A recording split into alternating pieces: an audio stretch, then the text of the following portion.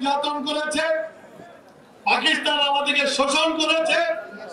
এই শোষণের বিরুদ্ধে এদেশের মানুষ এক হয়েছে, এক হয়ে পাকিস্তানিদের বিরুদ্ধে যুদ্ধ করেছে। সুতরাং বাস্তবটাকে মেনে নেওয়ার চেষ্টা করুন। ভাইরা আমার, আমরা বিএনপি স্বৈরাচারের বিরুদ্ধে চিরকাল ছিলাম, এখনো আছি, থাকবো আমরা। সুতরাং আমাদের সাথে বিএনপি নির্বাচনী দল, বিএনপি নির্বাচন করে ক্ষমতা এসেছে। জীবনে কখনো বিএনপি ব্যাকডোর দিয়ে আসেন ক্ষমতা। বেগম জিয়া 3 বারের প্রধানমন্ত্রী নির্বাচন করে হয়েছে।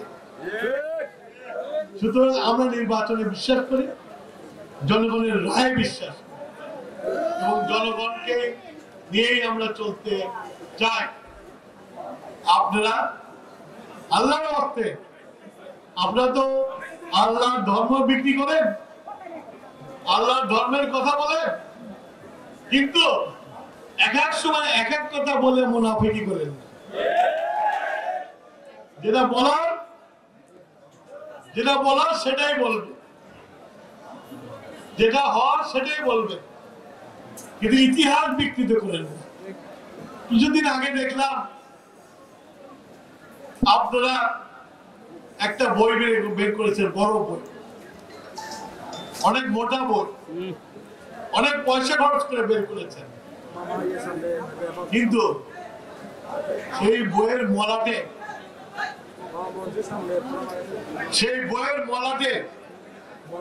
আপনারা লিখেছেন বাংলাদেশের দ্বিতীয় স্বাধীনতা।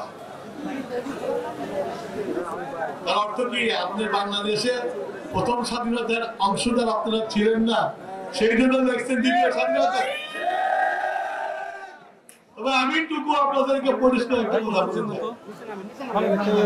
একটা দেশের স্বাধীনতা একবার হয়, যে স্বাধীনতার যুদ্ধ আমাদেরকে একটা মানচিত্র দিয়েছে, যে স্বাধীনতার যুদ্ধ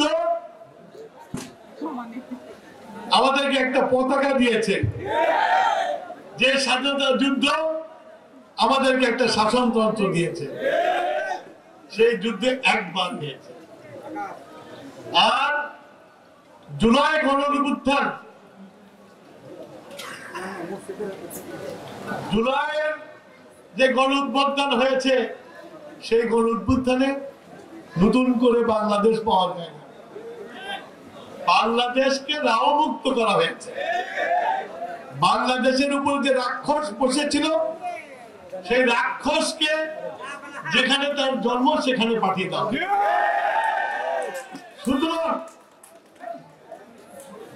সুতরাং এইটাকে আপনারা দয়া করে মুক্তিযুদ্ধের সাথে গোলাবেন না, দয়া করে স্বাধীনতার সাথে মিশাবেন না।